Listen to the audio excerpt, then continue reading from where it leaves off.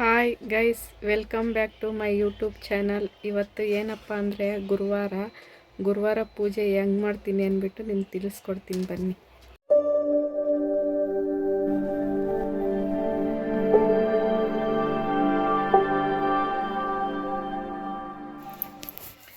Hi guys, welcome back to my YouTube channel. ಇವತ್ತು ಏನಪ್ಪ ಅಂದರೆ ಇವತ್ತು ಗುರುವಾರ ರಾಯರ ಪೂಜೆ ಮಾಡ್ತಾಯಿದ್ದೀವಿ.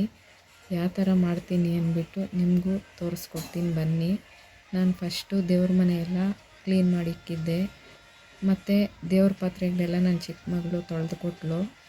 ನಾನು ಹೂವು ರಾತ್ರಿ ತೊಗೊಂಬಂದು ಮಾರ್ಕೆಟ್ಗೆ ಹೋಗಿ ಹೂವೆಲ್ಲ ನೆನ್ನೆ ರಾತ್ರಿನೇ ತೊಗೊಂಬಂದು ಅಲಂಕಾರ ಮಾಡೋದಕ್ಕೆ ಎಲ್ಲ ಕಟ್ಟಿ ಪೋಣಿಸಿ ಯಾವ್ಯಾವ ಹೂವು ಯಾವ ಥರ ಪೋಣಿಸ್ಬೇಕು ಅಂದೆಲ್ಲ ಪೋಣಿಸಿಕ್ಕಿದ್ದೆ.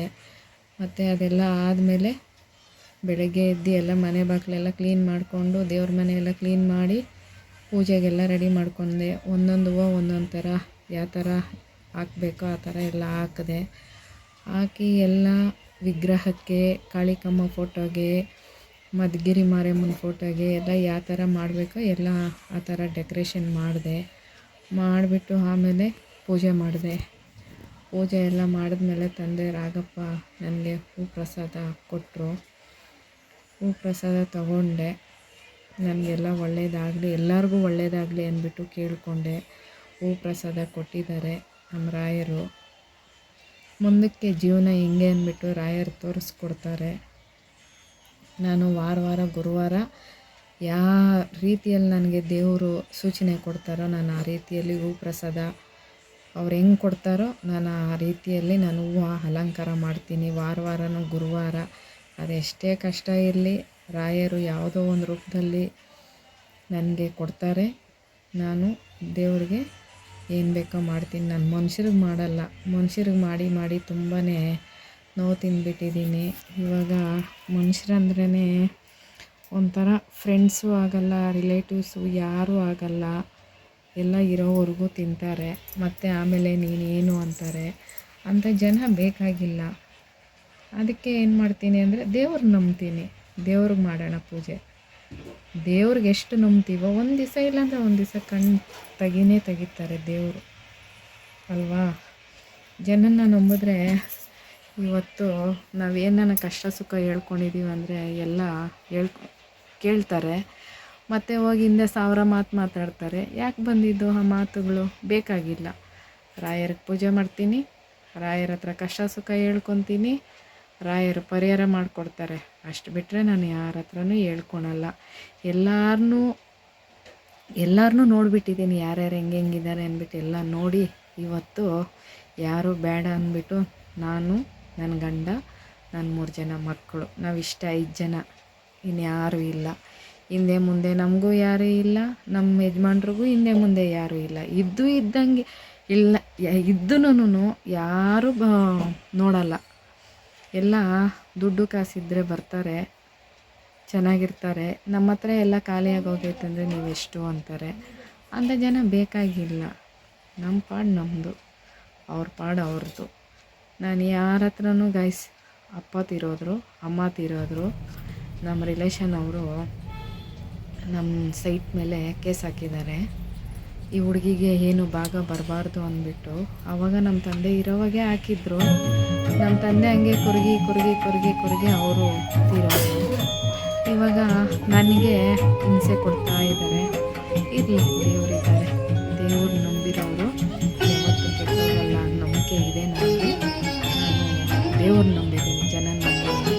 ಮೊನ್ನೆ ನಮ್ಮ ತಾಯಿದು 5 ವರ್ಷಕ್ಕೊಂದು 6 ವರ್ಷ ತಿಥಿ ಇತ್ತು. ಗುಣಿ ಹತ್ರ ಹೋಗಿದ್ವಿ.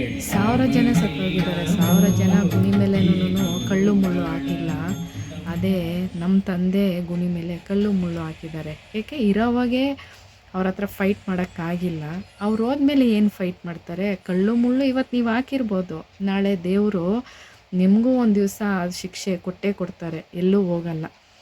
ನಾವು ಇನ್ನೂ ಕೆಟ್ಟೋಗಿದ್ರೆ ನಮ್ಮ ಕೈಯಲ್ಲಿ ಎಷ್ಟಾಗುತ್ತೋ ಅಷ್ಟು ಸಹಾಯ ಮಾಡಬೇಕು, ಆದರೆ ಮಾಡಬೇಕು. ಇಲ್ಲ ಅಂದರೆ ಬಾಯಿ ಮುಚ್ಕೊಂಡು ನಮ್ಮ ಪಾಡಿಗೆ ನಾವು ಇರಬೇಕು. ಅವ್ರ ಕಷ್ಟನೋ ಸುಖನೋ ಭಿಕ್ಷೆ ಬಿಡ್ತಾರೋ ಇಲ್ಲ ಸಾಲ ಮಾಡ್ತಾರೋ ಏನೋ ಮಾಡ್ತಾರೋ, ಅವ್ರ ಪರ್ಸ್ನಲ್ ಅವ್ರೇನೋ ಮಾಡ್ಕೊತಾರೆ. ಜನ ಹಂಗಲ್ಲ. ಕೆಟ್ಟೋದ್ರೆ ಕೈಯಲ್ಲಿ ಹಿಡಿಯಲ್ಲ, ಬದುಕಿದ್ರೆ ಕಣ್ಣಲ್ಲಿ ನೋಡಲ್ಲ ಅಂಥ ಜನ. ನಮ್ಮ ತಂದೆ ಚೆನ್ನಾಗಿರೋವಾಗ ಎಲ್ಲ ಚೆನ್ನಾಗಿ ತಿಂದರು. ಲಾಸ್ಟಿಗೆ ನಮ್ಮ ತಂದೆ ತೀರೋದ್ಮೇಲೆ ಇವಾಗ ಏನು ಮಾಡಿದ್ದಾರೆ, ಇನ್ನೂ 1 ವರ್ಷವೂ ಆಗಿಲ್ಲ, ಯಾವಾಗ 1 ತಿಂಗಳು ಮುಂಚೆನೋ 2 ತಿಂಗಳು ಮುಂಚೆನೋ ಹೋಗಿ ಕಳ್ಳು ಮುಳ್ಳು ಹೊಡೆದ್ಬಿಟ್ಟು ಬಂದಿದ್ದಾರೆ. ಅವ್ರು ಚೆನ್ನಾಗಿರಲಿ, ದೇವರು ಅವ್ರನ್ನ ಚೆನ್ನಾಗಿ ಇಕ್ಕಿರಲಿ. ಇವತ್ತು ನಮ್ಮ ಮನೇಲಿ ದೀಪ ಆರಿಸಿದ್ದಾರೆ. ದೇವರು ಅವ್ರ ಮನೇಲಿ ಚೆನ್ನಾಗಿರಲಿ ದೀಪ. ನಾನು ಬೇಡ ಅನ್ನಲ್ಲ. ನಾನೊಬ್ರ ಹತ್ರ ಹೋಗಿ ಕಷ್ಟ ಸುಖ ಹಿಂಗೈತೆ, ನನಗೆ ಯಾರೂ ಇಲ್ಲ ಸಹಾಯ ಮಾಡಿರಿ ಅಂತ ಕೇಳಲ್ಲ. ನನ್ನ ಕಷ್ಟ ಆಯಿತು, ನನ್ನ ಸುಖ ಆಯಿತು, ಸಾಲನೇ ಮಾಡ್ತೀನೋ ಸೋಲನೇ ಮಾಡ್ತೀನೋ ಏನೋ ಮಾಡ್ತೀನಿ. ನನ್ನ ಮಕ್ಕಳು ನಾನು ಸಾಕ್ತಾಯಿದ್ದೀನಿ, ಒಬ್ಬರು ಮನೆಗೆ ಬಿಡಲ್ಲ. ಅದಕ್ಕೋಸ್ಕರನೇ ಜನ ನಮ್ಮ ಮೇಲೆ ಹೊಟ್ಟೆ ಉರಿ. ಈ ಹುಡುಗಿನ ಹೆಂಗೋ ಮಾಡಿ ಏನೋ ಮಾಡಬೇಕು, ಅಮ್ಮ ಅಪ್ಪನ ಸಾಯಿಸ್ತೆ. ಇವಾಗ ಈ ಹುಡುಗಿಗೂ ಏನೋ ಮಾಡಿ ಸಾಯಿಸ್ಬೇಕು ಅಂದ್ಬಿಟ್ಟು ಮಾಟ ಮಂತ್ರಗಳೆಲ್ಲ ಮಾಡಿಸಿದ್ರೇನು ನನಗೇನೂ ಆಗಲ್ಲ. ದೇವರಿದ್ದಾರೆ, ನಾನು ದೇವ್ರು ನಂಬಿದ್ದೀನಿ, ನನ್ನ ಹಿಂದೆ ದೇವರಿದ್ದಾರೆ. ನಾನು ಯಾವುದೇ ಕಾರಣಕ್ಕೂ ಅವ್ರು ಮಾಡವ್ರೆ ಅಂದ್ಬಿಟ್ಟು ನಾನು ತಲೆ ಕೆಡಿಸ್ಕೊಳಕ್ಕೆ ಹೋಗಲ್ಲ. ನನಗೆ ದೇವರಿದ್ದಾರೆ, ರಾಯರಿದ್ದಾರೆ ನನ್ನ ಜೊತೆ, ನಾನು ಯಾಕೆ ತಲೆ ಕೆಡಿಸ್ಕೋಬೇಕು? ರಾಯರೇ ಅವ್ರಿಗೆ ಒಳ್ಳೆ ಬುದ್ಧಿ ಕೊಡಲಿ. ನನಗೆ ಇವಾಗ ಮಾಡಿದ್ದಾರೆ, ನಾನು ಕೆಟ್ಟೋದ್ರೇನೂ ಪರವಾಗಿಲ್ಲ, ಅವ್ರು ಚೆನ್ನಾಗಿರಲಿ ಗೈಸ್. ನಾನು ಇಷ್ಟೇ ಕೇಳ್ಕೊಳೋದು. ನಾನೊಂದು ಮಾತು ಹೇಳ್ತೀನಿ, ಯಾವತ್ತೇ ಆಗಲಿ, ಫ್ರೆಂಡ್ಶಿಪ್ ಆಗಲಿ ಇಲ್ಲ ರಿಲೇಷನ್ ಆಗಲಿ, ಯಾರನ್ನೂ ನಂಬೇಡಿ, ಯಾರೂ ಆಗಲ್ಲ. ಇರೋವರೆಗೂ ಫ್ರೆಂಡ್ಸು ಅಂತೀವಿ, ಫ್ರೆಂಡ್ಸು ಅಷ್ಟೇ, ಇರೋವರೆಗೂ ತಿಂತಾರೆ, ಆಮೇಲೆ ಅವಳೇನು ಮಾಡಿದ್ಲು ಬಿಡು ಅಂತಾರೆ. ಅಂಥ ಜನ ಇವಾಗಿರೋದು. ಎಲ್ಲರೂ ಇರಲ್ಲ, ಯಾರೋ ಒಬ್ಬೊಬ್ರು ಇರ್ತಾರೆ, ಹಂಗೆ ಏನು ಮಾಡೋಕ್ಕಾಗಲ್ಲ. ಎಲ್ಲ ಕಲ್ಲೆಟ್ಟುಗಳು ಬಿದ್ರೇನೆ ಮನುಷ್ಯಕ್ಕೆ ಗೊತ್ತಾಗೋದು ಕಷ್ಟ ಸುಖ ಏನು ಅಂದ್ಬಿಟ್ಟು. ನಾನು ಅದಕ್ಕೋಸ್ಕರನೇ ಯಾರ ಹತ್ರ ನನ್ನ ಕಷ್ಟ ಸುಖ ಹೇಳ್ಕೊಳಲ್ಲ ಗೈಸ್. ನನಗೆ ಕಷ್ಟ ಬಂತಾ, ನನಗೆ ನೋವಾಯ್ತಾ, ಹೋಗ್ತೀನಿ ದೇವ್ರ ಮುಂದೆ ಕೂತ್ಕೊಂಡು ದೇವ್ರಿಗೆ ತಿಳಿಸ್ಕೊಡ್ತೀನಿ. ಏನಪ್ಪ ರಾಗಪ್ಪ, ನನಗೆ ಯಾಕೆ ಕಷ್ಟ ಕೊಟ್ಟಿದ್ದೀಯಾ, ಪರಿಹಾರ ಕೊಡಪ್ಪ, ಬುದ್ಧಿ ಕೊಡಪ್ಪ, ಒಳ್ಳೆ ಬುದ್ಧಿ ಕೊಡಪ್ಪ ಅಂದ್ಬಿಟ್ಟು ತಂದೆ ಹತ್ರ ಬೇಡ್ಕೊತೀನಿ. ತಂದೆ ಪ್ರಸಾದ ಮುಖಾಂತರ ತಿಳಿಸ್ಕೊಡ್ತಾರೆ, ನಾನು ಇದ್ದೀನಿ ಮಗಳೇ ಅಂದ್ಬಿಟ್ಟು. ನಾನು ಅಷ್ಟೇ, ನಾನು ಯಾರನ್ನೂ ನಂಬಲ್ಲ ಗೈಸ್, ಯಾರನ್ನೂ ನಂಬಲ್ಲ. ಇವಾಗ ನನಗೆ 2 ಹೆಣ್ಮಕ್ಳಿದ್ದಾರೆ. ನನ್ನ ಮಕ್ಳಿಗೂ ನನಗೂ ನನ್ನ ಗಂಡಿಗೆ ಮತ್ತು ನನ್ನ ಮಗಗೆ ನಾವೇ ದೂರ ಆಗಬೇಕು ಅಂದ್ಬಿಟ್ಟು ತುಂಬ ಜನ ಪ್ರಯತ್ನ ಮಾಡ್ತಾವ್ರೆ. ಪ್ರಯತ್ನ ಮಾಡಿದ್ರೆ ಏನೂ ಮಾಡ್ಕೊಳಕ್ಕಾಗಲ್ಲ. ಅವರು ನನ್ನ ಹಿಂದೆ ದೇವರಿದ್ದಾರೆ. ನಾನು ಮಾಟ ಮಂತ್ರ ಇದು ನಾನು ಆ ಥರದ್ದು ಯಾವುದು ನಂಬಲ್ಲ. ನಾನು ರಾಯರ್ ನಂಬ್ತೀನಿ, ರಾಯರಿಗೆ ಪೂಜೆ ಮಾಡ್ತೀನಿ, ರಾಯರ ಹತ್ರ ಪ್ರಸಾದ ಕೇಳ್ತೀನಿ. ನನ್ನ ಕಷ್ಟ ಹಿಂಗಿದೆ ತಂದೆ ಅಂತೀನಿ, ಪ್ರಸಾದ ಮುಖಾಂತರ ನನಗೆ ತಿಳಿಸ್ಕೊಡ್ತಾರೆ. ನಾನು ಆ ರೀತಿ ನಡ್ಕೊಂಡು ಹೋಗ್ತೀನಿ. ನಾನು ಯಾವುದು ನಂಬಲ್ಲ ಗೈಸ್, ಯಾವುದು ನಂಬಲ್ಲ. ಮಾಟ ಮಂತ್ರ ಅದೆಲ್ಲ ನಾನು ನಂಬಲ್ಲ. ದೇವ್ರಿಗೆ ನಂಬ್ತೀನಿ, ದೇವ್ರಿಗೆ ಪೂಜೆ ಮಾಡ್ತೀನಿ, ದೇವ್ರ ಹತ್ರ ನನ್ನ ಕಷ್ಟ ಸುಖ ಹೇಳ್ಕೊತೀನಿ ಅಷ್ಟೇ. ನಾನು ಯಾರ ಹತ್ರ ನಾನೇನು ಹೋಗಲ್ಲ, ಮಾಡಲ್ಲ, ನನಗೆ ಬೇಕಾಗೂ ಇಲ್ಲ. ಯಾಕೆ ಗೈಸ್ ಅವ್ರಿಗೆ ಇವ್ರಿಗೆ 10,000 20,000 ಬೇರೆಯವ್ರನ್ನ ಕೆಡ್ಸೋದಕ್ಕೋಸ್ಕರ ನಾವ್ಯಾಕೆ ದುಡ್ಡು ಖರ್ಚು ಮಾಡಬೇಕು? ಅದೇ ದುಡ್ಡು ನನ್ನ ಮಕ್ಳಿಗೆ ತಿನ್ಸೋಣ, ನನ್ನ ದೇವ್ರಿಗೆ ಪೂಜೆ ಮಾಡೋಣ. ಆ ಥರ ಬುದ್ಧಿ ನಂದು. ನಾನು ಯಾವುದೇ ಕಾರಣಕ್ಕೂ ಆ ಥರದ್ದು ಬೂಟಕಾರಗಳು ಮಾತುಗಳು ನಾನು ನಂಬಲ್ಲ. ನಾನು ಹೋಗೋದು ಇಲ್ಲ, ನಾನು ಯಾರ ಹತ್ರನೂ ಭಿಕ್ಷೆ ಬೇಡೋದು ಇಲ್ಲ, ನನಗೆ ಬೇಕಾಗೂ ಇಲ್ಲ. ನನ್ನ ಕಷ್ಟ ಆಯಿತು, ನನ್ನ ಮನೆ ಆಯಿತು, ನನ್ನ ಮಕ್ಕಳಾಯಿತು, ನನ್ನ ಗಂಡ ಆಯಿತು, ನಾನು ಆ ಥರ ಇದ್ದೀನಿ ಗೈಸ್. ಅದಕ್ಕೋಸ್ಕರನೇ ನಮ್ಮವರು ನನ್ನ ಮೇಲೆ ತುಂಬಾ ಹೊಟ್ಟೆ ಉರಿ. ಎಲ್ಲೆಲ್ಲೋ ಹೋಗಿ ಏನೇನೋ ಮಾಡಿಸ್ಕೊಂಬಂದು ನನ್ನ ಮನೆ ಮುಂದೆ ನಿಂಬೆ ಹಣ್ಣುಗಳು ಹಾಕಿದ್ದಾರೆ, ಕೋಳಿ ಮೊಟ್ಟೆ ಹಾಕಿದ್ದಾರೆ, ನಿಂಬೆ ಹಣ್ಣಿಗೆ ಹಾಣಿಗಳು ಹೊಡೆದ್ಬಿಟ್ಟು ತೊಗೊಂಬಂದು ಹಾಕಿದ್ದಾರೆ. ಏನೇನು ಹಾಕಿದ್ರೇನೂ ನಾನು ತಲೆನೇ ಕೆಡಿಸ್ಕೊಳಲ್ಲ. ರಾಯರ್ ಕೆಡಿಸ್ಬೇಕು, ನಾವು ಕೆಡಬೇಕು ಅಷ್ಟೇ. ನಾನು ರಾಯರ್ ನಂಬಿದ್ದೀನಿ ಗೈಸ್. ಅದಕ್ಕೆ ನಾನು ನಿಮಗೆ ತಿಳಿಸ್ಕೊಡ್ತಾಯಿದ್ದೀನಿ. ಜನ ಹಿಂಗಿರ್ತಾರೆ. ಒಂದು ಹೆಣ್ಮಗು ಇದ್ದರೆ ಎಷ್ಟು ಜನ ಕಷ್ಟ ಕೊಡ್ತಾರಂದರೆ ನನಗೊಬ್ಬಳಿಗೆ ಗೊತ್ತು ಗೈಸ್. ಅಷ್ಟು ನನಗೆ ನೋವು ಕೊಡ್ತಾಯಿದ್ದಾರೆ ನಮ್ಮ ರಿಲೇಷನ್ ಅವರು. ನಾನು ಯಾವುದಕ್ಕೂ ತಲೆ ಕೆಡಿಸ್ಕೊಳಲ್ಲ. ನಾನು ದೇವ್ರ ಹತ್ರ ಹೇಳ್ಕೊತೀನಿ, ನಾನು ದೇವ್ರ ಹತ್ರ ಕಣ್ಣೀರಿಕ್ತೀನಿ ಅಷ್ಟು ಬಿಟ್ಟರೆ ನಾನು ಯಾರ ಹತ್ರನೂ ನಾನು ಏನು ಹೇಳ್ಕೊಳೋದು ಇಲ್ಲ.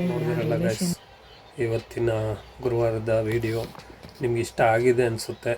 ದಯವಿಟ್ಟು ಲೈಕ್ ಮಾಡಿ, ಶೇರ್ ಮಾಡಿ, ಸಬ್ಸ್ಕ್ರೈಬ್ ಮಾಡಿ, ತಪ್ಪದೆ ಬೆಲ್ ಐಕಾನ್ನ ಕ್ಲಿಕ್ ಮಾಡಿ. ನೀವು ಇದೇ ಥರ ಸಪೋರ್ಟ್ ಮಾಡ್ಕೊಂಬಂದರೆ ನಮಗೆ ಮುಂದಿನ ವೀಡಿಯೋಗಳು ಮಾಡೋದಕ್ಕೆ ತುಂಬ ಅನುಕೂಲ ಆಗುತ್ತೆ. ದಯವಿಟ್ಟು ಸಪೋರ್ಟ್ ಮಾಡಿ.